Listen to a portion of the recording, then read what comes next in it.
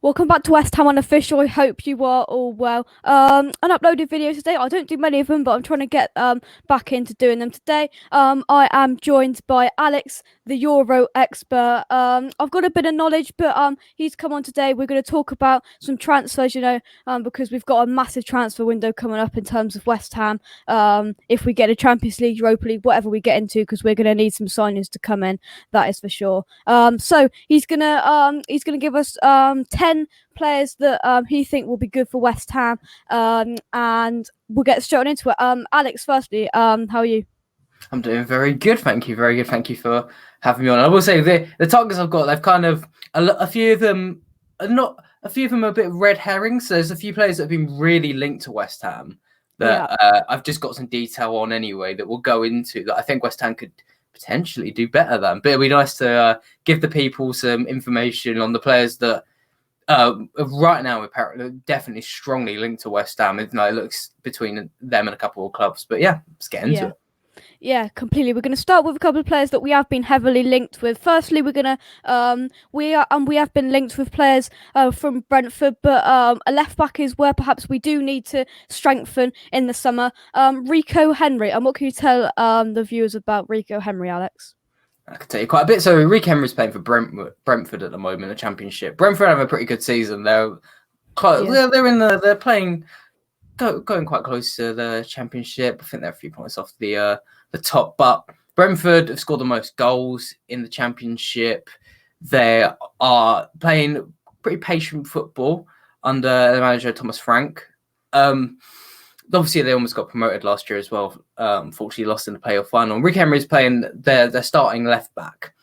The defence is not too bad, but he's done okay, Henry, and we'll cover him because he's been really linked to West Ham. The reports appear to be that it's between West Ham and Southampton that are in for Rico Henry, and I think a lot of it's due to the fact he's English and he's not a terrible left back, which is what I'm building off. He's not. He doesn't stand out exceptionally. For example, he's got 3 goal contributions. That's 1 goal, 2 assists in 30 matches. It's decent. It's okay. He's got 9 clean sheets, which is all right as well, And altogether, he puts together about 1.5 key passes and crosses. So not absent attacking wise, but he's not as much as a Masuaku, I'd say. And but the thing is, he's very clean. He's only committed 1 error in that this season, and for a 23-year-old, that's pretty strong. He completes over 50% of his dribbles, over 50% of his tackles. He's quite unremarkable, but he's not going to mess up your team per se. The only thing I guess I have about him, the only fear I'd have is that he's 5'8" and he's proven, at least in the Championship, to be a little weak aerially. He's only won about 40% of his headers so far that he's gone for. And in a West Ham team where, set pieces are quite a big pride and joy. And I feel like he's either going to play at left centre-back or left wing-back. Now, Brentford play a 4-3-3 that sometimes switches into a 3-4-3. So he'd probably be more suited to left wing-back. Yeah. But I think the best way to work for West Ham is if West Ham were going to lock the left flank up and push Soufal further up the pitch. He's a bit like Soufal in a way that he's not as much as a monster defensively. I don't think he's as much as an attacking presence, but he'll do the job. So he's pretty solid, I think. But if West Ham miss out on this target, I wouldn't say it's the end of the world. Interesting to have the insight on that. But we'll move abroad now. I mean, it's obvious that we need a striker. So there's quite a few strikers in this list. But we'll start with somebody that we were heavily linked with, and we were close to buying. I think Boleyn from Reims, a striker. Alex, thoughts on Boleyn? Okay, so I have to start this by saying I'm fairly biased because I love Boleyn. He's a brilliant player. Really, It wasn't. This is one of the strikers which I can instantly pinpoint for you and your audience that this wasn't paper talk. He definitely would have been close to joining West Ham because he's placed for Stade Rem, however you want to pronounce it. If you want to go for the English pronunciation of Reims, they are basically they're similar to West Ham, but not as good. I mean, they're West Ham when West Ham aren't playing ridiculously well and fighting for Champions League football. Like they're the team that they're a bit like a Burnley, I guess. They have the fewest chances in league and they score some of the fewest goals. They just try to lock up at the back. And Dia has been given the goal scoring burden. Right. And statistically wise, he's looking a little less strong in recent months. Since January and since the move, he's only got 3 goals in his last 13 appearances. So a lot less weak. But up till January, he's Ligue 1's top scorer. He was joint with Neymar. He had, I think it was 11 goals in 20-ish games. And the type of striker he is, he's the thing that I think he works well for West Ham, a bit more than other strikers we're going to touch on to, is that if he was to move to West Ham, it'd be a seamless transition. In Ligue 1, it's quite a physical league. So be coming into the Premier League where it's just as physical. He'd be coming from a team which doesn't have a lot of the ball to another team that doesn't have a lot of the ball. And to a team where he needs to snatch at all of his chances. He needs to convert as much of the chances he has because West Ham aren't going to create an ocean's worth of chances. So he's actually a pretty seamless fit. And Reims are quite they're not a financially rich club. So the figure on the table was between like 10 and 20 million pounds. It was, yeah. Yeah, maybe if West Ham get into the Champions League or at least the Europa League, that figure goes up slightly. But for value for money, that's pretty good. And I think it's 24 years old now, I believe. 24 years old. It's a good purchase. The thing is with this, is similar to Henry, that he's a little, I wouldn't say unremarkable, but I don't think he's going to get you 30 goals. But he will get you a minimum of 10. Like he's very reliable.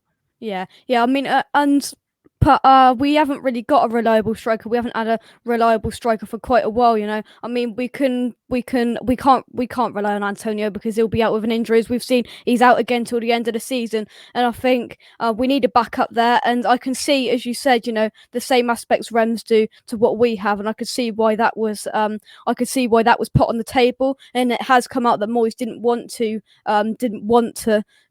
splash any money on somebody that he didn't want.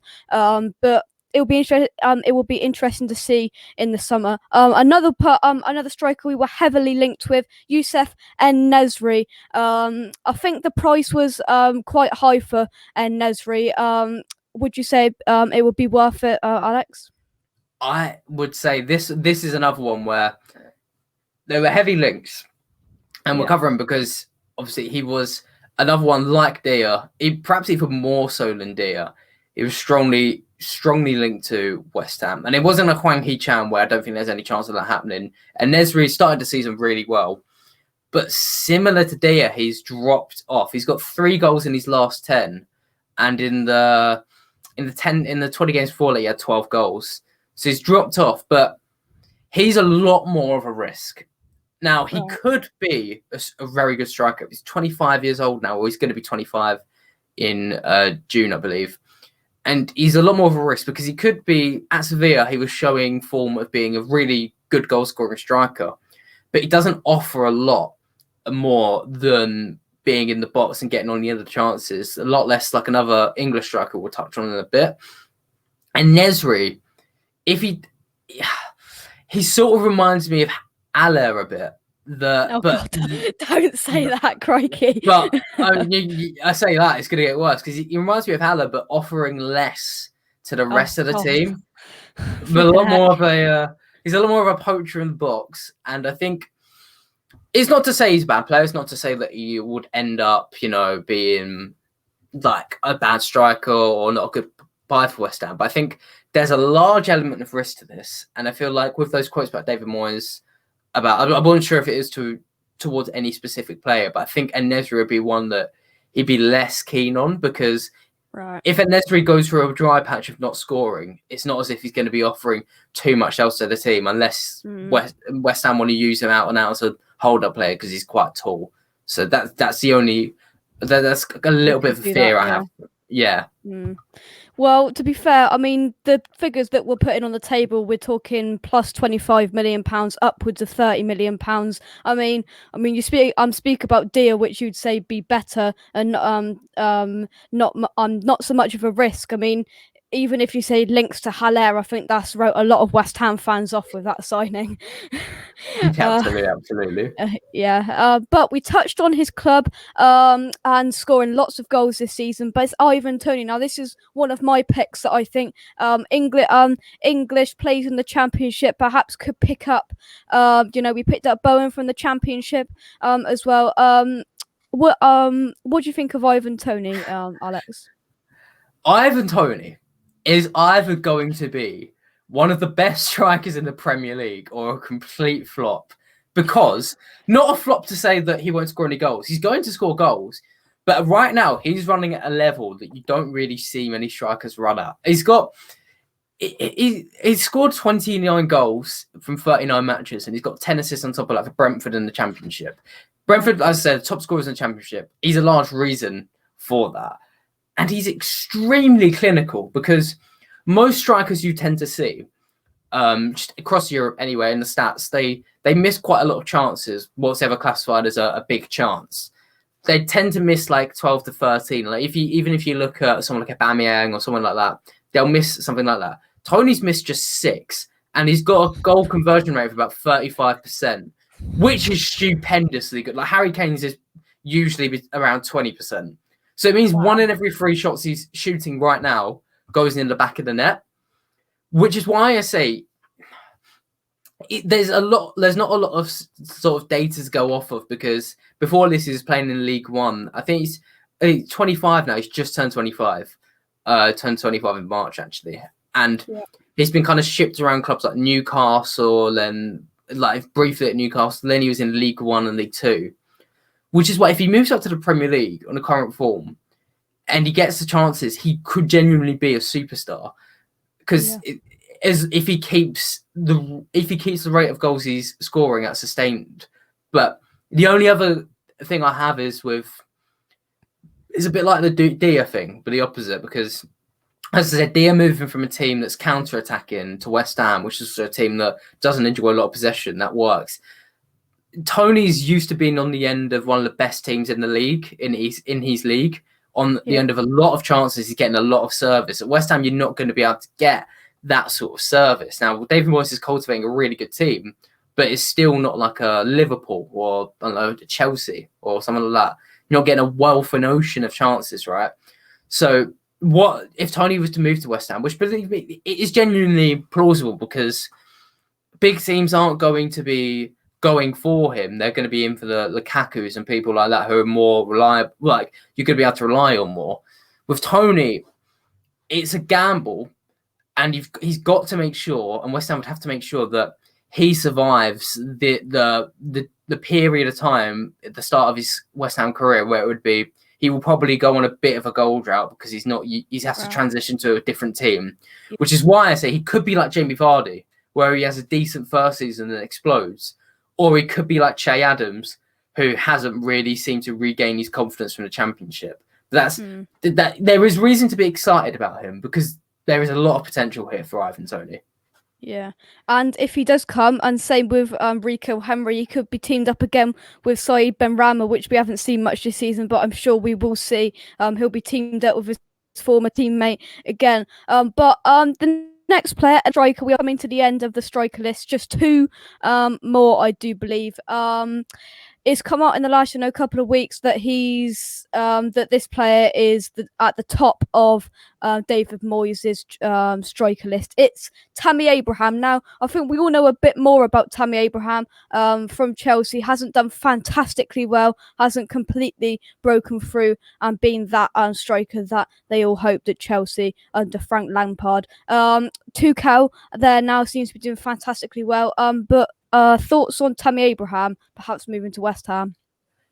At the moment, it looks plausible, because he's not had a lot of game time at Chelsea since Tuchel's come over, and in fact, even before Tuchel, there wasn't much game time for Tammy Abraham. So at the moment, there would be reasons to suggest that he is frustrated at Chelsea, and it's not a case of. There was a bit of time where everyone was saying Pulisic would leave Chelsea when he hadn't been played for like 3 matches. Abraham's clearly not really. He's not at the forefront of Tuchel's plans at current time. So Yeah. he might come into the Chelsea side next season, or maybe they look to make a bit of money out of him now, because for an English striker who's fairly young, there is opportunity for money to be made. Now, Abraham will definitely get a few goals in the Premier League because he's proved it before. He proved it last season. But we do have to consider he's at one of the best teams in the league. The thing with Abraham is that he's fairly clinical in the box. I have to be careful because with Chelsea fans especially, Tammy Abraham is like a buzzword. Like you say Tammy Abraham and you'll be able to split an entire fan base down the middle. It's like Moses parting the Red Sea. He's very, very divisive because some fans really want him to be starting every match. They don't understand why players like Kai Havertz are coming in.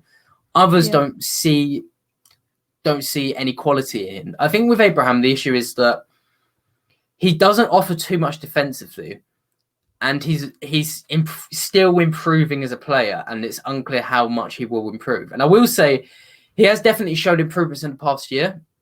Last season for Chelsea, he was not very good at hold-up play. He was very, very poor at holding the ball up and using his physicality. And for someone who's nearly 6'5", you'd want that from him. This season, he's definitely bulked up a bit, and he's improved that. The thing is, as well, with this player, and especially like you mentioned, David Moyes, I almost feel it's hard to come up with, reservations about him because David Moyes has nailed every target that he's had so far. Pretty much. You kind of trust him. But with Abraham, I guess it's difficult. He's not going to be as prolific as Tony. I'll definitely say that much. So there's reservations on that end. Yeah. My worry with Tammy Abraham is I feel that Chelsea will want a lot of money for him. Oh, yeah. I think they were looking at 30-40 million pounds. Were in my opinion, I prefer to go to someone like Boleyn, Ivan Toney, which we're not going to be paying 40 million pounds for. I mean, Toney will probably be the one we're going to pay the most for, and the next player we're going to get onto in a minute. Not my when I saw this, I thought no, not for me, not for West Ham, not the pick that I'd have. But lots of people have said they would have him, but it all comes down to the transfer budget. And as you said, and rightly so, every transfer Moyes has brought in has been superb. I think I saw a stat that Moyes came in the end of 2019. We were sat 1 point above the relegation zone in 17th, and 16 months on, we're sat in a Champions League position and spent 36 million pounds on players like Soufal, Souček, Bowen, and it's just, to be fair, he's got everything right. So if he goes for him, I'll back him. But I prefer to see someone like Dia or Tony come in. But the spotlight's going to be on him tonight in the Europa League. We'll see what he can do in the second leg. Mates with Soufal and Souček, I can imagine. From Slavia Prague, Abdullah Sima. I've probably butchered that name as well. I'm really bad with names, but Sima, I really, really like him. Pace, from what I've seen of him, and the spotlight will be on him tonight. We're filming this Thursday afternoon, so the spotlight will be on him tonight in the second leg of Slavia Prague versus Arsenal. Yes, and Sima is a player I'm a big fan of. He's got like 16 goal contributions, or over like 16 goals and assists in just over 20 games in the Czech league. And regardless of what you think of lower leagues, this is his first season in professional football, at least as a senior player. This is the first season he's ever played. He's 19, and he's not even a striker. He plays sort of like he can play striker. And against Arsenal last week, we did see him shifting in and out of striker, but he predominantly starts on the right wing in like a 4-5-1. Right. So what's really impressive about him at the moment is just the confidence he's showing, the maturity he's showing. And Slavia Prague have shown a knack, you guys will know, of producing quality players from the Czech Republic. In fact, in the last Czech Republic UEFA Nations League squad, 8 players had come directly through Slavia Prague. So they've got a good track history. And Sima, a Senegalese player, was identified by them from a lower league Czech Republic club, I believe. And with Sima as well, it's interesting with this guy because, again, I feel like he'll either go to a club like West Ham, a Borussia Dortmund, or a big team like Chelsea, and he'll be loaned out to one of those clubs. Because in his first season of professional football, the jury's still kind of out. And he's done well in the Europa League. We all saw the great goal he scored against Leicester. And I think, that like I said with Sima as well, there is an element of a risk buying him, just because he'll probably come up to £20 million around that, because Slavia Prague don't need to sell him. and also you don't know what it'll be like after another season, because I think the true test of his talent will be how does he do next season. Can he keep his confidence in his goals going? Because right now we haven't seen him at the bottom of confidence. We haven't seen him go 10 games without a goal. He's basically scored near enough every other match. And you don't know if that's completely down to quality or confidence, because the goal against Leicester, that arguably shouldn't have got in it. It was just like a pot shot from range. Yeah. So the only reservation you have with him is how will he do when the odds are against him? How will his mentality fare? Which I don't want to bang on about mentality as much, because as you've kind of seen, I like to base more on facts and stats. But as I was mentioning, like with someone like Shea Adams, confidence and mentality is a huge thing for a striker. So it's the only thing you have with him. But so far, the signs look really good, and he's looking really promising. Yeah. We'll move off the strikers. We'll move on to a couple of goalkeepers now. I mean, we have been linked with the likes of Nick Pope and people like that. But Alex has picked out one that perhaps some people would never have heard of. Now, I've heard of him. Seny Dieng at QPR. We played Doncaster in the FA Cup a couple of months ago, and I had a Doncaster fan on and say we've had to let Seny Dieng go because he was at Doncaster. They've now brought in a Balcom, but he said he was really, really good, promising young keeper. Now back at QPR. Tell us about him, Alex, because I mean it's a name that hasn't been chucked around in rumours yet. Yeah, so there's a lot of hype going along around about him, and it's not like you said, it's not just from the links to West Ham, which have risen up a little between him and another goalkeeper we'll touch on. But yeah, so with Dieng, is that there's been a lot of hype, but it remains to be said. So he's 26 years old, and he's Senegalese goalkeeper. Senegal producing quite a lot of good players at the moment, actually, and 70% save rate, which is pretty decent. That's along the lines of someone like Edouard Mendy, a bit better than that in the Championship. And he's valued at just under £1 million by Transfermarkt. So I think the attractive thing here is that he's very cheap for a goalkeeper who's about to hit his prime. He's got 10 clean sheets, conceded 47 goals in about 39 games, QPR, which on the top tier Championship side.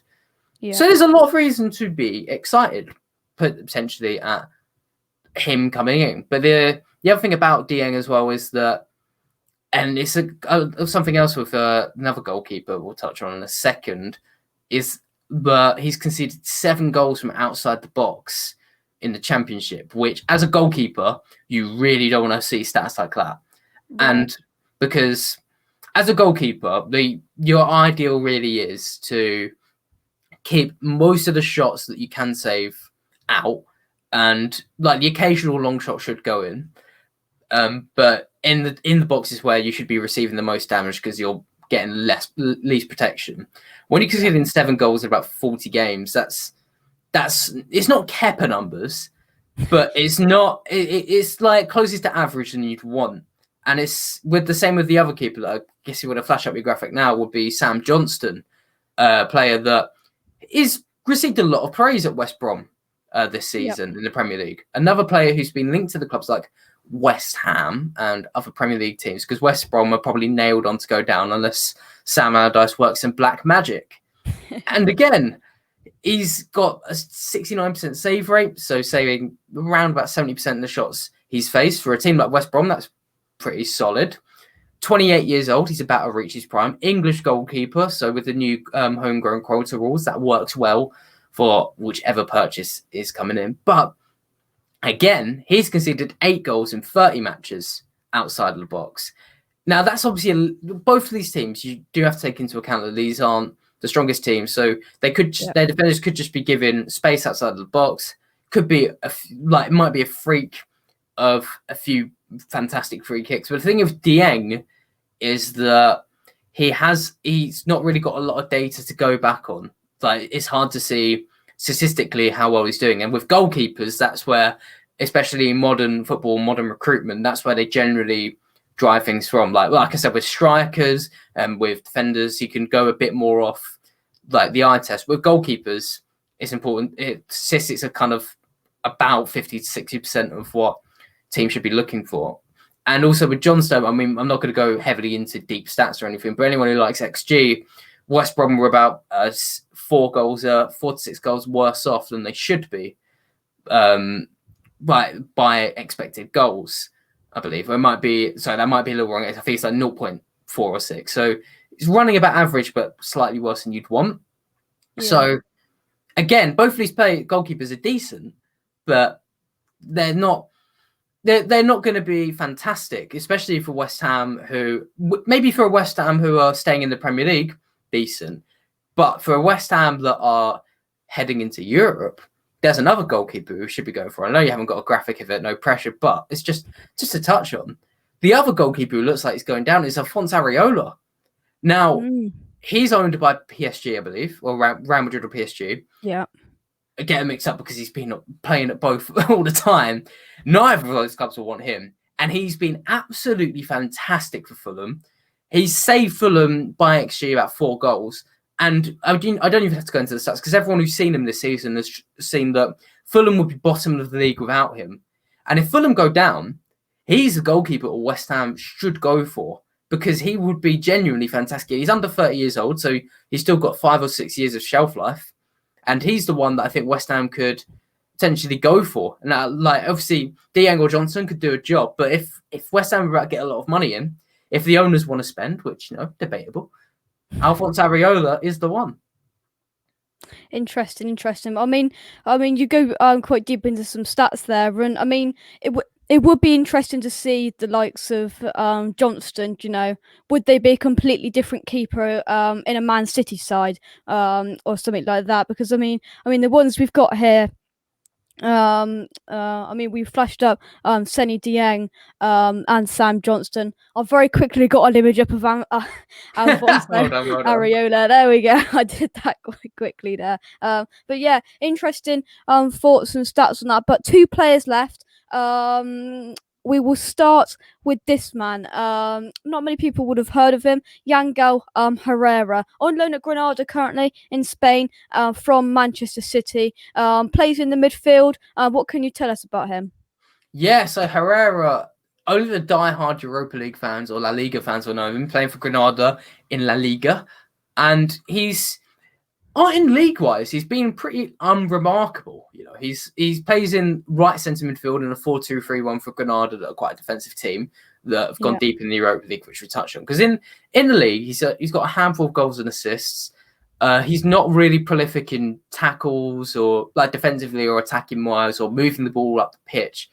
So he's doing okay, solid player. But in the Europa League, he's got over 5 goals, which is very impressive for him.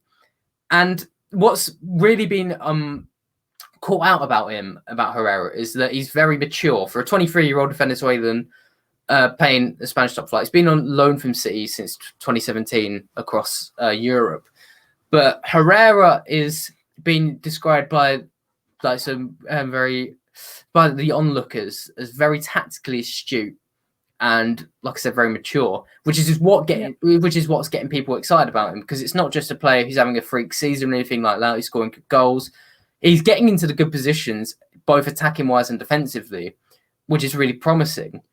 But the only thing that would present an issue moving to West Ham, the only thing is that he is dedicated to going back to City and trying to impress Pep Guardiola. Now, obviously, if West Ham put in a lucrative move, a lucrative contract, and say, look, we will take you and give you a chance, then who is he to say no?